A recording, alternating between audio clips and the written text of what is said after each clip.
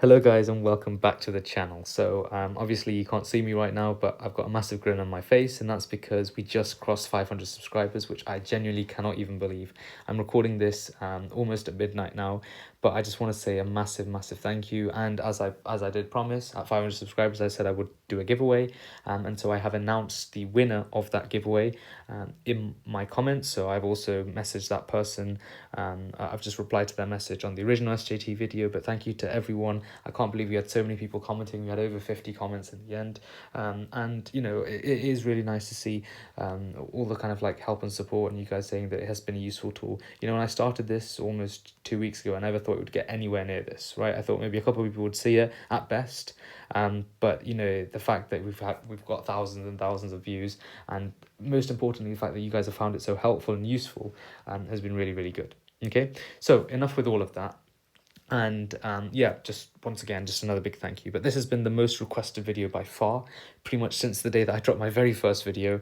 Everyone's been banging on about VR. Okay, so just a couple of things I want to say up front. So unfortunately with VR, in terms of technique wise, you know, with decision making, there was a reason why I focused on decision making as my very first section to go through, which was because there was a lot there to cover. Okay, with decision making, you know, there were 6 clear sections, and within the sections themselves there were different ways of doing questions, such as logical puzzles, such as recognizing assumptions with your clause versus your non-clause, such as Venn diagrams, the different styles, probability, etc. Okay, so there was a lot of things that I could physically teach you guys. So with verbal reasoning, obviously there's going to be a couple of harsh truths, right? I'm not going to kind of sugarcoat it to you guys, but a lot of it unfortunately depends on this basis of reading speed and comprehension. That's the first idea. So your reading speed is a big limiting factor. For me personally, I guess, you know, I used to read a load of books when I was a kid. I was a bit of a bookworm, so you know, my reading speed is quite decent, so that's been something that's been really helpful for me, and was really helpful for me when I was reading my when I was doing my VR, sorry.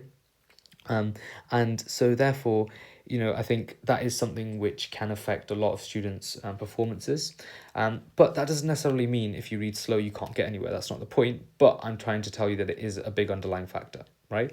So there's a couple of things you can do. So in terms of comprehension, Medify have the skills trainer. I'm not sure if MedEntry have it as well, but which I found to be really useful. So it wasn't actually around in my time. It's a new introduction, or at least I didn't use it because I didn't know it existed, or it wasn't around. But I think it is quite a good thing. So if you have some spare time, you know, if you have like 5 minutes spare, you can just spend some time doing the skills trainer. And the idea is you have to, I think you just have to go to Medify skills trainer, and if you click on like the VR inference one, whatever it's called, you basically just have to go through the passage. They'll present the passage, and you have to click the appropriate part of the passage, which shows you where the information is. Okay, so it'll be like identify the part of the passage which tells you that the war was won 2 years after it started, something like that, and you have to find it and try and do it as fast as possible, and you get points, etc. Okay, so that's one way. The other way is, like I said, just you kind of have to force yourself to read faster. So little things you can do, and other tips you may have seen people say online is about like, you're not trying to read every single word. It's not like, so if the sentence says the apple is red, it's like apple red. That's what you're kind of trying to read, right? So skip out filler words. That's one of the really useful tools I would say. Skipping out filler words and seeing if you can, instead of, one of the things that I do is, and you'll watch me do that in my VR run through, which I'm going to upload hopefully very soon. Basically I already did record a VR run through, but the problem was that I did not screen record it. Okay, which so it's kind of useless. So if like, and that one went quite well as well, which is annoying. But unfortunately, my screen record didn't work. I thought I clicked it. Turns out I didn't. Rookie mistake. So I will re-upload. I will re-record it and then upload it.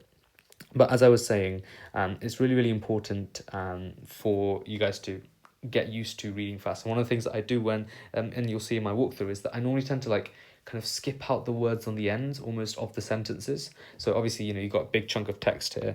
You've got text like this, and so sometimes my main focus is on these bits. Obviously sometimes that can be detrimental, but like, and there's no real basis behind it, but I think it's just like, just so I can get through the information a little bit faster, and I guess it's only going to be a word or two at the end of each sentence. Like I said, I'm trying to skip out as much of the filler words as possible.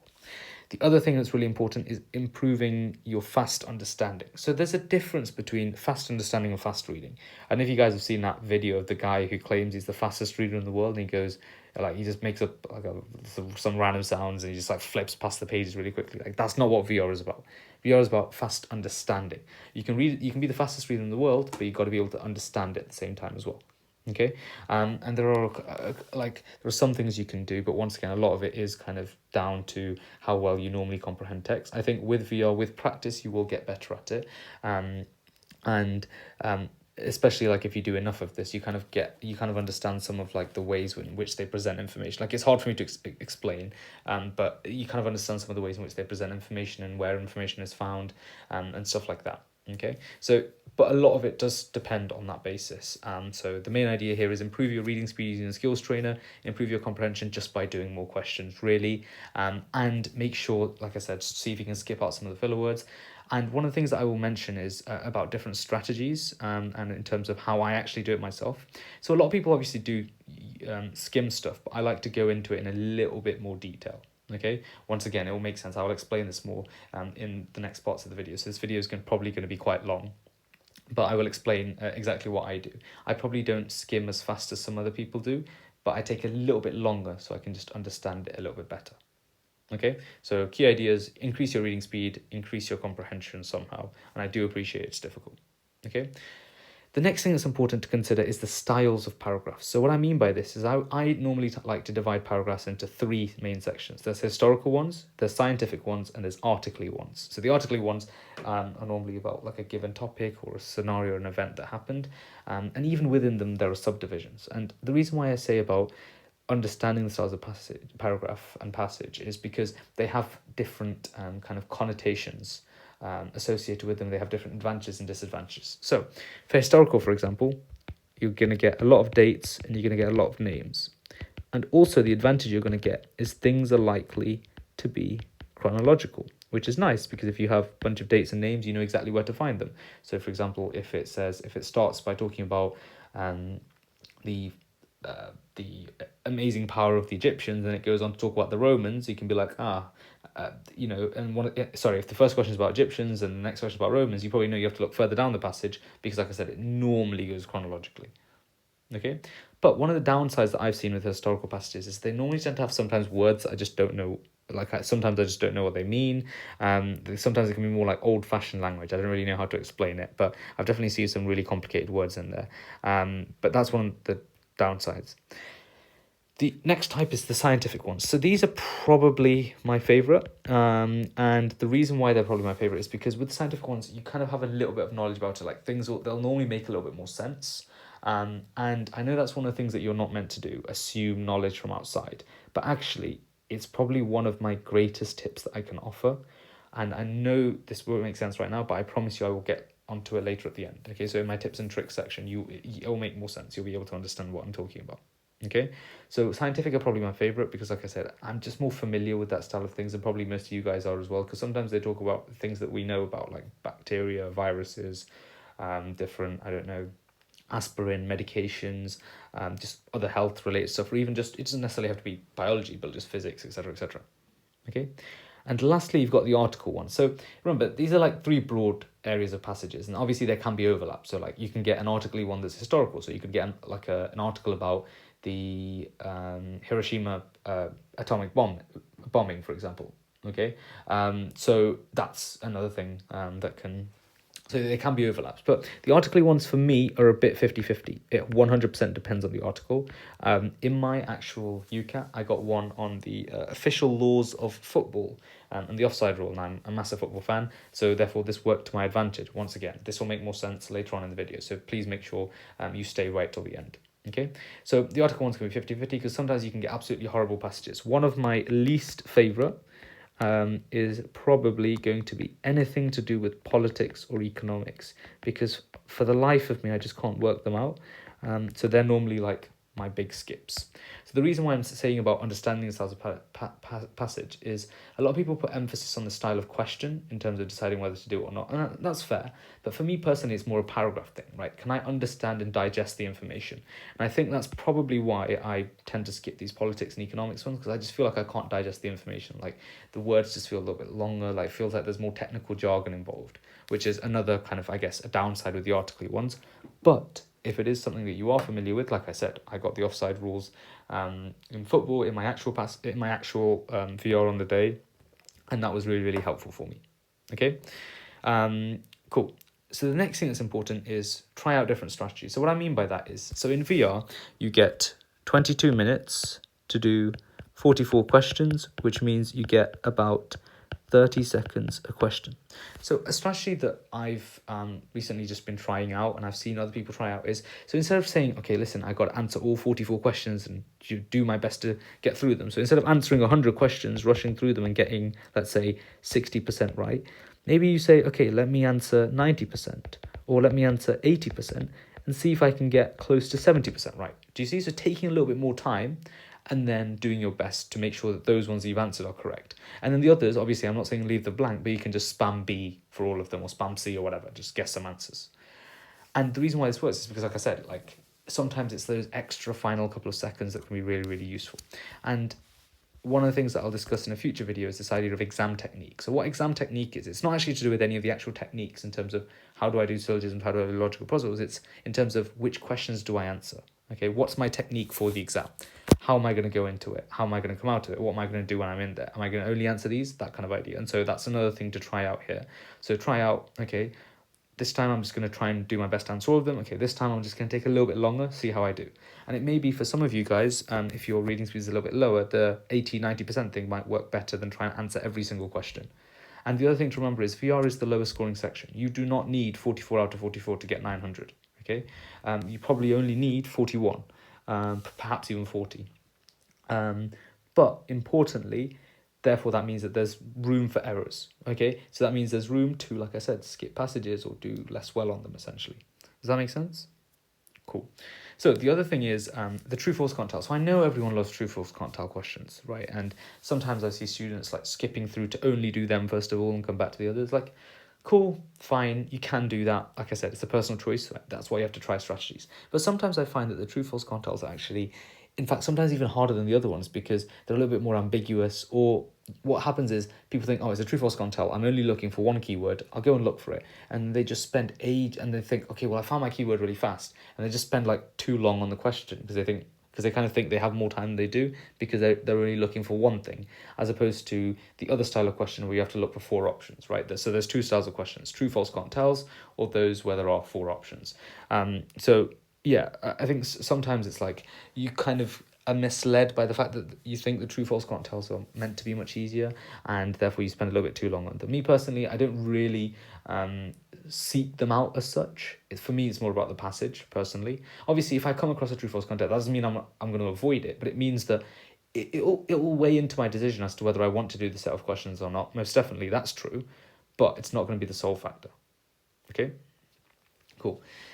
So the next thing is really, really important. You got to make sure, please, like if you don't take anything away from this, please make sure that you practice doing some speed reading on the day of your exam. Please make sure you practice moving your eyes. I know that sounds really like silly or obvious, but what I mean by that is the Ucat is a super duper stressed exam in terms of time pressure. So it means that from the minute you step into that room, you're kind of at it constantly. So your brain has to be warmed up. If your brain isn't warmed up, that means that VR becomes your warm-up. Like you do VR and you think, oh my days, that was a horrible start or whatever. But then now you feel warmed up. But then by that time, you've already lost out on a section. So what I mean by practice reading is I don't mean do a whole mock in the morning, do even any practice at all. You don't necessarily have to. You can if you want, but I wouldn't really recommend it. Rest your brain.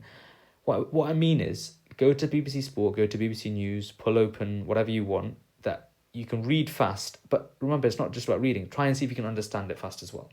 Okay, so obviously, yeah, you could just open up some, just click some untimed VR and just practice reading some of the passages. That sounds like a fair thing to do. But just obviously don't stress yourself out too much by doing the questions, and then if you get them wrong, then you might not feel that good or whatever. But it's really, really important to warm up, because otherwise, like I said, VR becomes your warm-up, and if VR becomes your warm-up, then you've already lost a bit of momentum. For me personally, momentum is a big thing. I need to if I do well in VR, then there's a higher chance of me doing well in DM. And then if I do well in VR and DM, there's a higher chance of me doing well in QR, and then it kind of rolls on. And I think that's the same for most people, right? Unless you have some super, super like elite Kobe mentality where no matter what happens, you're never going to back down, which is super duper rare. So unless you're like that kind of person, I think momentum helps most people. So it's important you have that momentum, and the way to help yourself do that is make sure that you've practiced reading, that you're prepared for VR, and that you're ready to just jump straight into it, as opposed to warming up in the actual exam yourself. Okay. And the last thing is just, it's not necessarily guidance, but it's a thought. Definitive statements are more likely to be falses or can't tells. But that doesn't necessarily mean that don't take it as gospel. It doesn't mean it's true all the time. But for example, if I tell you, all people like football as opposed to some people like football, you can clearly see with all, I've got to make sure that every single person is. It's a much different story. Okay, so just bear that in mind. Okay, so that's kind of some of the overall ideas.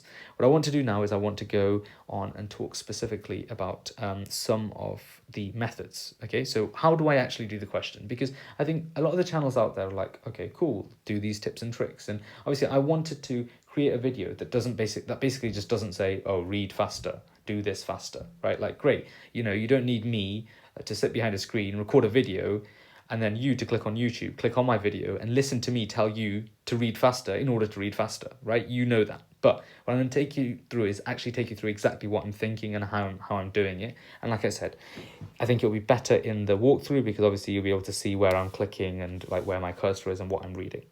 So first of all, what I do is it's important to read the question, and it depends on what like the answer is, what kind of answer options you got. So if you're doing a true false can't tell, you read the question and you're trying to find something in it, trying to find some keywords in it. So we'll get onto the keywords in just a second, but before that, it's important to understand, like I said, the skim versus the deep skim idea. So I said about a lot of people skim, and I said that I like to skim a little bit more in detail. So that means that I'll probably spend a little bit more on that little bit more time on the first question, maybe, or just in general. But there'll be some questions that I'll be able to do faster, hopefully, because I've deep skimmed. That means I'll remember more. Does that make sense? Okay. So, like I said, that's what the practice is there for. Try both ways yourself. Try just fast skimming and then see if you can so the difference between a skim versus a deep skim would be, so skim perhaps you read like every 4 or 5 words. Maybe with a deep skim it's more like every 2 3. Okay, that's like a rough idea, but like I said, they're very loose. And once again, cost benefit analysis. So with the deep skim you do get to understand more, but it's like, oh, do you necessarily need to understand more? It just depends on what the passage and the questions are like. The next thing that's important is read every answer option. So what I mean by this is, and I will get on to explaining it, is that often what happens is obviously there'll be a question, and I'm not talking about the true, false, can't tell questions. I'm talking about the other ones where you have 4 options. And what students will go is they'll read the first option and they'll go hunting for it. And they'll check in paragraph 1, check in paragraph 2, check in paragraph 3. Oh, they find it. Okay, realize it's wrong. Then they go to option number 2, try and find it. So they check in paragraph 1, it's not there. Oh, but it's in paragraph 2. Okay, then they read, and let's say it's wrong, and then they go to paragraph 3 and then they read C. They read C and then they go to check it out and they go to paragraph 1 and oh, it's in paragraph 1 and it's right, so the answer was C. But do you see that if you'd read all the options first and you'd have had some idea in mind, you could have switched over to one of the options. So let's say C was talking about animals and then A was talking about, let's say, tax.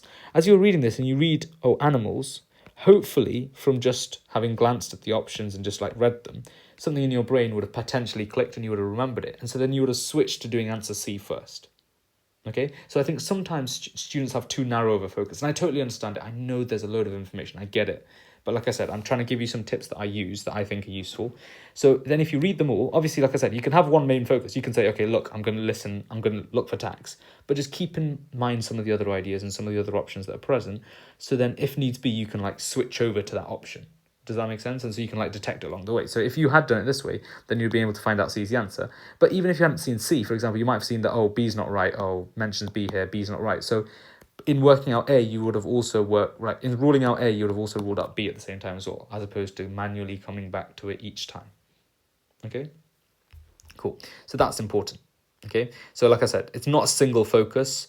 Widen your focus. Obviously, you can have one main thing that you focus on, but make sure to put the other things in there as well.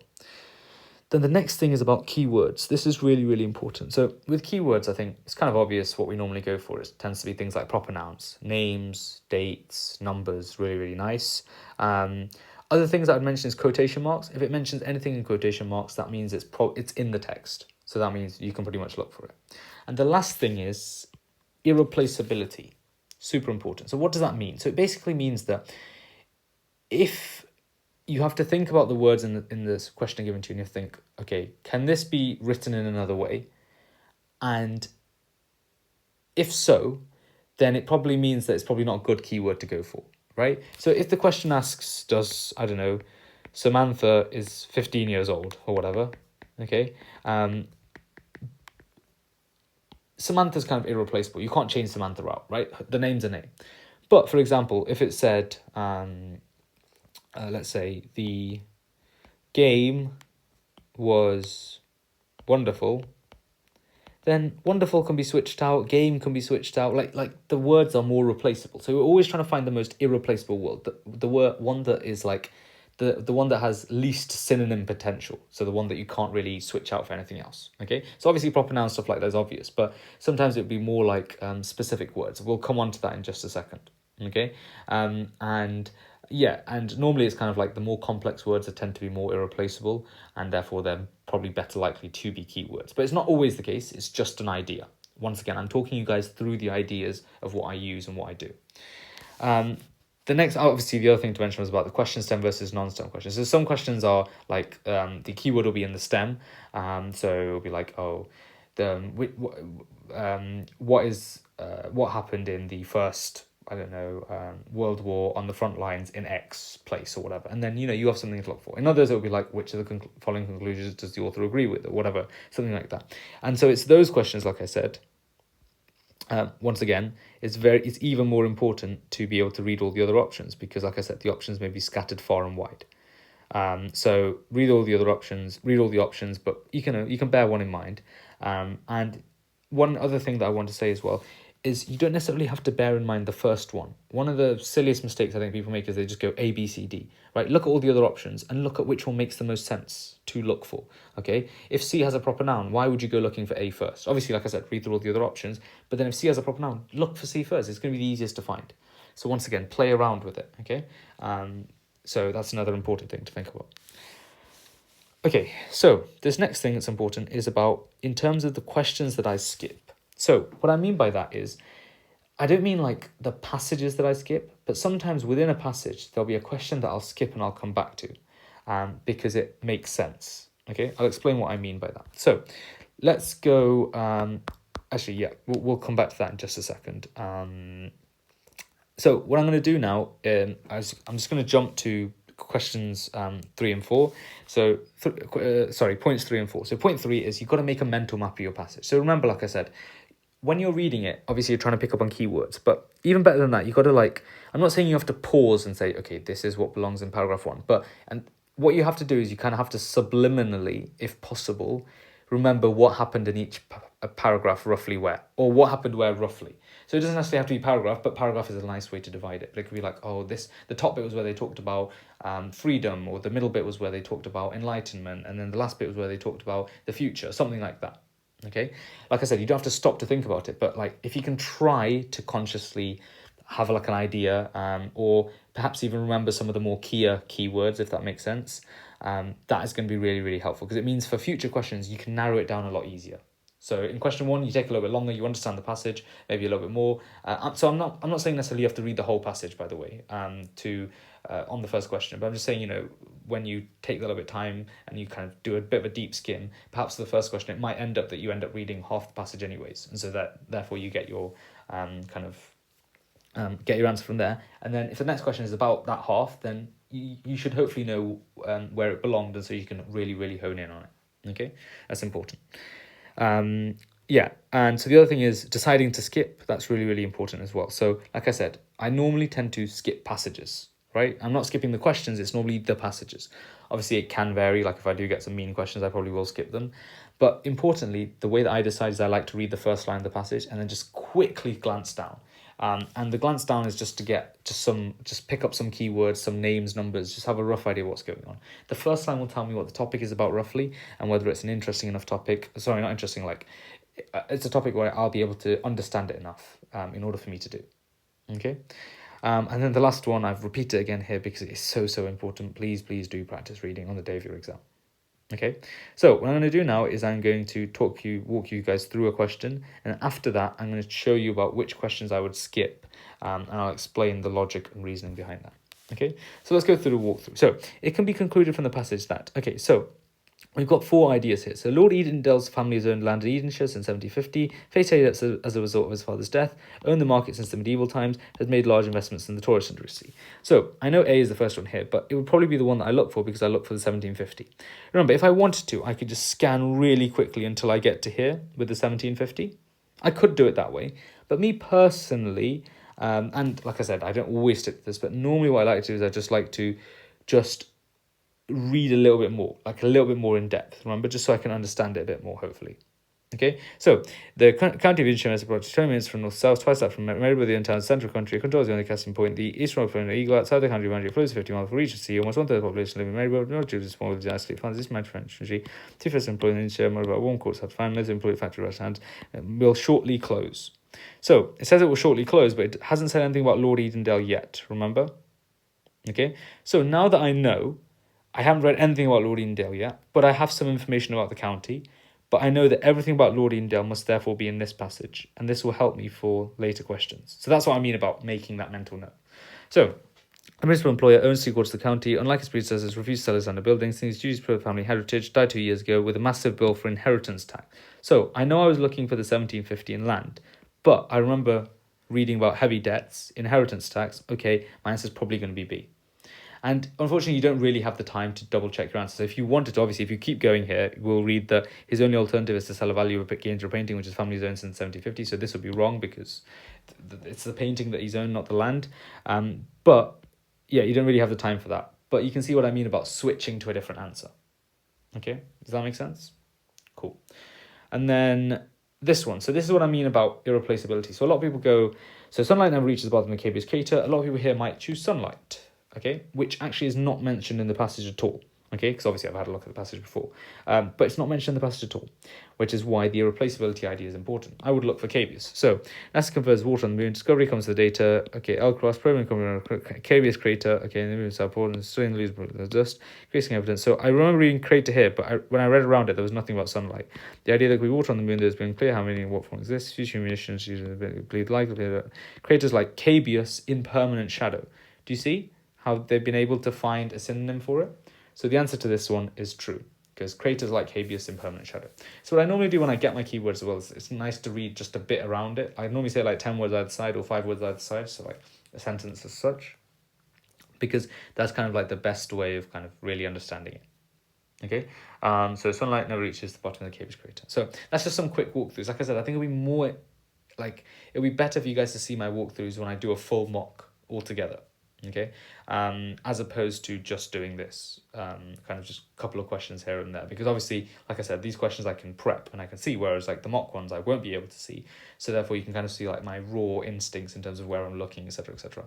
And I may not follow everything that I mentioned as well, by the way. Like I said, I'm kind of a bit of out of practice now, so I might not be as refined as I was when I was sitting the Ucat, but nonetheless you'll still be able to see, and hopefully it's a kind of useful thing to look at. So, on to my skip examples. So, what do I mean by, I've skipped some of the conclusion questions. So, what I mean by this is, I don't mean that because I see this question, I'm going to skip the entire set. But what I mean is, so when it says, what's the writer's tone throughout this passage? With these questions, you kind of have to read the whole passage. And if you think about it, if I have to read the whole passage for this question, there's kind of no point. What I can do instead is I can skip this question and try do the other questions, and then come back to this question, because by that time, then hopefully I will have read through the passage and I will have some idea as to which, like, I'll be able to basically like figure out an answer for this without actually having to read the passage for this question alone. So basically, by doing 3 questions, I'll be able to get the 4th. Whereas if I just did this question first of all, and then I did the others, then I probably wouldn't be able to I'd still have to spend time on the other questions. Does that make sense? So that's what I mean by skip. So like this one is it depends on the conclusion question, of course. It's not every conclusion question. It's not necessarily like which of the following statements is true or which of the following conclusions is true, because there could be 4 separate statements there. That's not what I mean. But it's more about like the ones where you have to read the whole thing. So here, what's the writer's tone throughout this passage? You can't get away with not reading the whole thing. Because you kind of obviously have to understand the tone. Okay. Okay, cool. So this is another one as well. So which of the following best summarizes the spirit of the passage? So this is what the overall passage is about. So once again, I can try and figure this out. But like I said, if I go back and come back to some of the other questions, I may even be able to rule out some of these answers, or perhaps, if I'm lucky, even get a full answer myself. Okay, cool. So just some examples of skip questions, and another one here. So all the following are examples of current naming practices found in the passage except. So once again, I can go and look for it. I guess this is less of a skip than the others, but still, I can go looking for it. Or hopefully by reading the other questions and answering them, I may come across some of these, and therefore, as a result, I won't have to actively search for this question. I'll just be able to do it based off just my previous knowledge from answering the other questions. Okay, I hope that makes sense. Cool. Okay, so finally, down to my tips and tricks then. So this is important, okay? So this is, I guess, what's going to be kind of the specific things that I'm going to tell you that is kind of what I found to be useful and what I believe are really, really important to do, okay?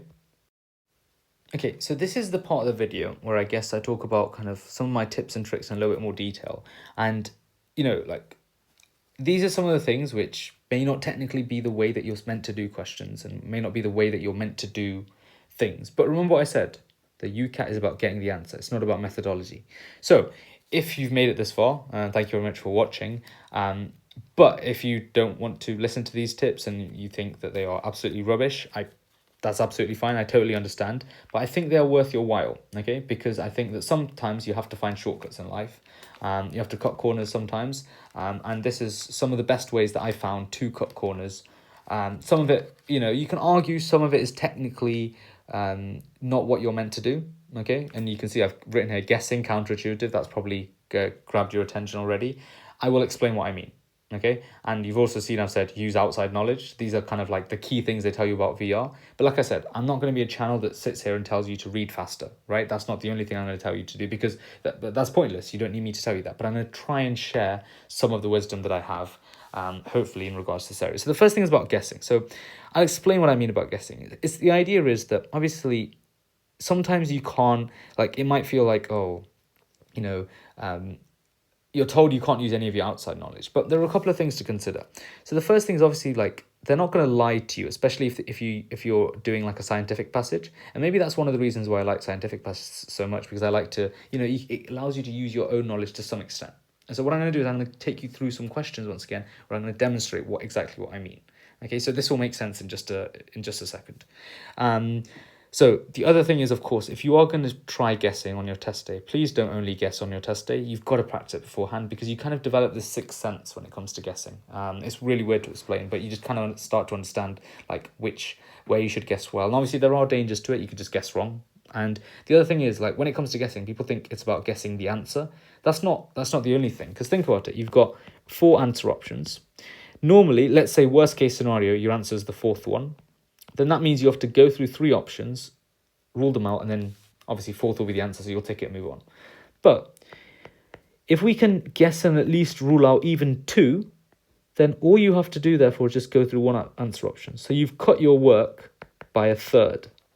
Okay, you've cut your entire workload by a third. Okay, so it's not just necessarily about guessing the answer, but it's about seeing if you can rule out some of the silly answers or the ones that don't make any sense. But like I said, you've got to practice this if you are going to use it. It might sound counterintuitive, because they're like, oh, how can you guess them because you don't know what's in the passage? I'll explain what I mean, okay? It will make sense in the upcoming questions. And I've said it here one more time, just in case anyone has made it this far and has not seen, so I guess this doesn't really come under guessing, but please do practice reading on the test day. It's very, very important, okay? Thank you. So on to the next bit. So confliction. So what I mean by this is, sometimes, once again, you can figure out answers because only logically one answer can be right. Okay, I will explain what I mean with some examples. Okay, and the other thing to also think about is some of the common tricks that they play. So one of them is what I say about this 2-part statement or 2-part cue. So what I mean by that is, like, one part is right, and that kind of gives people a false sense of security, and then they click true, but then they don't finish reading the statement, and the second part is wrong. So for example, if I told you something like, for example, it might be like, I have an axe made of silver, forged north of the Alpine region or something. Okay, so the statement will probably read, the writer of the passage has a silver axe. Okay, and then the second bit will be like formed, like, and there will be like forged in the Alpine region or something like that.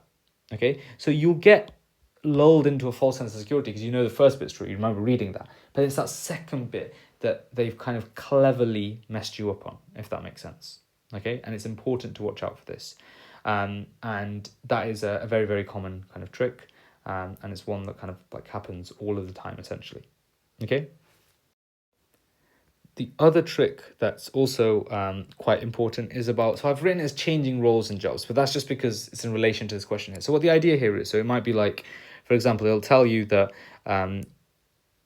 Napoleon Bonaparte, let's say, won his first world war in like 1650. Like, I'm making something up, obviously.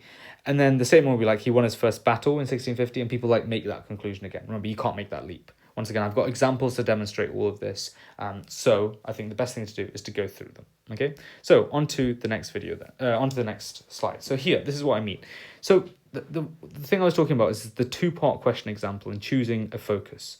So the first thing here is, it says, which of the statements is not supported by the information contained in the passage? So I'd read them all. Heirs cannot be forced to renew strict settlement. No one knew who the final heir to a strict settlement will be. Orlando Bridgman was the first landowner to use the settlement. Sometimes it might be necessary to replace trustees who died. So, Orlando Bridgman, okay? I'm going to jump and use C first of all, but I'm going to keep the other ideas in mind, okay? The reason why is because, like I said, in case I missed them. So throughout history, wealthy landowners want to leave their estates to heirs. Every time about under the 1960s, Orlando Bridgman invented a scheme to protect royalist estates. So here it says he invented the scheme to protect royalist estates, but here it says he was the first landowner to use the strict settlement. So this is what I mean about like that changing job role thing. So here, first of all, it mentioned that he was the first landowner. He invented the scheme, but that doesn't necessarily mean he was the first to use it. They're trying to like. They give you a bit of info, like they're trying to play on that idea of the false sense of security, and they just switch it up and they say, oh, he was the first to use the strict settlement, not necessarily to invent. Like, it doesn't say anything about that. Like, you never know. We never know. He might not have used it at all. Okay, obviously it's highly likely, but once again, you can't tell that from the passage. Okay, so this is what I mean. And once again, you can see what I mean about choosing focus. Obviously, I got lucky here because C was the answer. It doesn't, like, I'm not saying, oh, if you always choose the right, like, you know, if you always choose the pronoun, that's going to be the answer. But no, but the point is that I was able to find it fast because I was looking for quite an important keyword. Okay, cool. So, yeah, so that was kind of like the main idea as such. Like, one part is right and kind of gives you a bit of a false sense of security, but the other part really isn't. Okay. So let's talk about what I mean by guessing. So what I mean by guessing is just ignore the passage. Ignore the passage. Just don't look at the passage. According to the passage, the author believes that golf. Okay, so remember what I said. They're probably like, look at these options here. Which ones would you rule out? Is accessible to everyone, should be luxury, as a man's game, improves well-being. I don't think they'd say anything like sexist, for example. So it's probably not going to be C. It's a bit far. B says should be a luxury. That doesn't really make any sense in my head. Okay, so I would argue it's not B. Then, like I said, I've narrowed it down to A and D now. So obviously I'm assuming that I've got it right. But now you can see, once again, you only have to figure out one option. But we can take it a step further. What do we know about golf? Okay, what's the demographic that normally plays golf? It's quite like an elderly demographic, okay? And what is one of the reasons for that is because golf is quite expensive, right? If you think about it, you've got to get clubs and courses and, there's a lot of stuff you have to do. Okay, so I would argue that I wouldn't really say, from my knowledge, using my own knowledge, I would say that golf isn't accessible to everyone. So I would guess that the answer is D. And if you want to properly work it out, so let me clear pen markings. You can say here, golf is a beneficial activity in terms of exercise and social interaction, which are important to aging population who may suffer from loneliness and depression. But with guessing, I do want to say, obviously there are pitfalls and you will get some questions wrong by guessing. But importantly, it's just about making sure that you practice it. I'm not saying you guess every question. Maybe out of the 44 questions, you may only be able to guess 4, maybe 3 or 4. Like I said, that can have a big impact. You going from 25 out of 44 to 28 out of 44 might boost your score by 60 to 90 points. Or even 28 out of 44 to 31 out of 44, whatever it is. Okay? And the other thing with guessing is, you've got to learn that you can't take time to guess. So the author believes that golf, okay, should be luxury, is a man's game. Okay, these are wrong. Okay, then you go. Okay, so it's not a... is accessible to everyone? Should I have a think about it? Because if you're thinking about it, then you might as well have used that time looking at the passage instead. Okay, there's no point thinking about it. The whole idea of guessing is, why do we guess? To avoid spending time looking at the passage. So if you're spending time guessing, it's pointless. So I literally mean it has to be a split-second decision. And like I said, it's not necessarily about guessing the answer. You can guess stuff to rule out as well. Okay, so I hope that makes sense. So let's go to another guessable one. So botanical names are essential for the study of plants because, so they can be arranged alphabetically. What does that even mean? Plants in botanical gardens are labelled with their names. That doesn't even make any sense to me. Let's have a look at the other two options. Bang, off I go and I found my answer. Okay, and out of these two, botanical names are essential for the study of plants because, I would argue it's A, because that makes sense. They prevent ambiguity. Yeah, that's a fair point. And I think that's probably another reason why I like the scientific ones so much, because like I said, I think you can understand them and you can guess them a little bit easier. Whereas, for example, a historical passage, I don't know anything about the ancient Peru tribe that they're going to bring up from the early 18th century or something like that, right? Like it's a lot harder to be familiar with the content. Whereas the scientific ones, you can kind of get more of an understanding. So for this one, B is the wrong answer. A is the right answer because they prevent ambiguity. B doesn't really make sense. They're essential for the study of plants because they're only understood by specialist botanists. Why would that make them essential for the study of plants? So you can see here, I would argue it's fairly common that A has to be the only right answer. Okay, so what about this one? Which is the following conclusion about rope is the author most likely to agree with? So they use should be task dependent, they can be over, expensive, their differences properties are subtle, the stronger the rope, the better. So once again, sometimes the best answer to guess is the one that's kind of like most generic as such. Okay, so this one is a little bit harder to guess. But one thing maybe you can rule out is maybe their differences and properties are subtle. And even if that's one thing you rule out, obviously that's, instead of having to look through three options, now you've looked through two. Because remember what I said, if there's four options, you only have to look through three of them to figure out the answer. Because then if it's not the first three, then it's the fourth one. Okay, but so you still kind of cut your workload down by a third. Okay, so for anyone who is interested, obviously, like I'm showing you different tiers of guessing. I'm not saying you should guess every question, but I'm saying, okay, even ruling out one example can be useful. So the actual answer is A, and it doesn't really talk about that in the passage. Like it's quite difficult to find the answer here. So it's almost weird. It's almost like they want you to guess. But what they do is they give you loads of properties. So degraded by rotten UV light, subject to heat, doesn't have water and floats. So we were right in ruling out C, I guess. But because they give you all these different properties, this is the one that you can conclude out of them. Okay, cool. So the other one is this. So based on the information, antibiotics are effective against all viruses. Well, I personally know that antibiotics are used for bacterial treatment, so I know it's nothing to do with viruses. And all bacteria, some bacteria, well, we know about resistant bacteria, MRSA, for example, right? So I'm probably going to guess the answer is D. I don't even know what the passage is. You don't need to know what the passage is.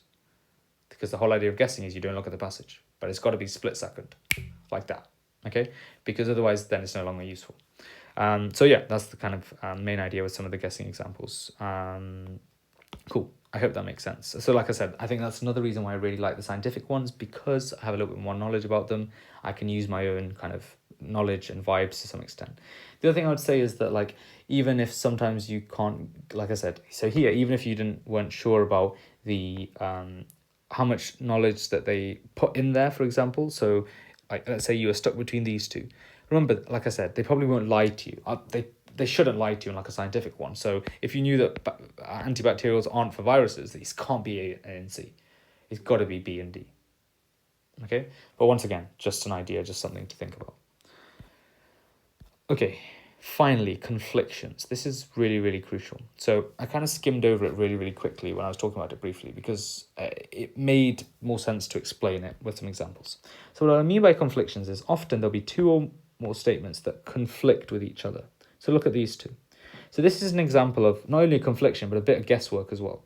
So which of these assertions is best supported by information contained in the passage? Natural selection depends on a hidden designer. Natural selection depends on chance events. So you can see these are kind of opposite ideas. One saying it depends on a hidden designer, one saying it doesn't. So it's likely the answer is going to be one of these. And here's where we use a little bit of our own guesswork and think, well, what we know about natural selection, it doesn't depend on anything. Okay? We know it depends on chance events. Like I said, this is not necessarily a guarantee that whenever there's a confliction, the answer has to be one of those two, but it's normally possible. Does that make sense? So I would argue B is the answer here. Okay? And B is the answer here. because it says this argument became seriously challenged when Charles Darwin published a theory of natural selection, and by this argument they're talking about the teleological argument, proving the existence of a hidden designer. Okay, okay, and then last question. So next question, sorry. So this one is a little bit more of a different one in terms of confliction. So what do I mean by this? So it says, in the 18th century, the main target audience for theatre managers was upper classes, country gentry, members of the government, middle and working. So one thing I want to say is, if you have a look here, you've got all of society here. The upper and middle and working class. So you've covered everyone. So the answer is probably likely, once again, to be between these two. But the confliction doesn't only lie there. So one of the complaints I get about this is people are like, oh, what are country gentry? Okay, but the point that I'm going to tell you is it doesn't matter. You can work out this question without figuring out what they are. I'll explain. So members of the government, maybe you can take a pause here. Members of the government, are they more likely to be upper class or middle and working? So this is in like the 1700s, 1690s. They're more likely to be upper class, right? So if the main target audience for theatre managers was the upper classes, then they will probably also be targeting the members of the government as well, since these two belong together. But obviously we've only got one answer here, and like I said, like the confliction was mainly between one of these two. Like I was assuming that the answer would have to be between one of these two because it represents all of society, really. So because these two are kind of like with each other, it's probably true that it isn't going to be any of them, if that makes sense. And for that reason, because like I said, the answer is between one of these two, the answer will probably be D. And so I actually Googled country gentry because I didn't know what it was when I read this question. And it's kind of like, I think it's something like the lords in the countryside, or something like that. I can't remember exactly, but it's like landowners who were like not part of the aristocracy. So they were like, had high social standing. Once again, that makes sense because it fits with these kind of people. Okay, but even if you didn't know that, you could have figured it out based off on like a bit of intuitive logic. Like, okay, there's only one answer here. Members of the government and upper class are too similar to each other, so it has to be the other one. Obviously, like I said, this is not necessarily true in every scenario. It could be, for example, that it said that the main target audience was the country gentry. If so, fair enough. But like I said, I'm trying to give you tips and tricks you guys could potentially use instead of like generic advice. And obviously, feel free to discard any of my advice, but these are just some of my ideas. Okay, so once again, another idea of confliction. A conclusion that can be drawn from the passage is that the strict settlement ensured that each of a man's children shared his property, protected the inheritance of sons more than daughters. So, once again, these are kind of at odds to each other, because it's saying that the man's children share the property, and then it's saying the son's inheritance is more protected. Once again, you can see the answer is probably most likely to be between one of these two, and the answer is B, because it says here, it worked by vesting ownership in trustees, a land devolved on unspecified and as yet unborn male heir. So the land devolved on the male heir, so it protected their inheritance.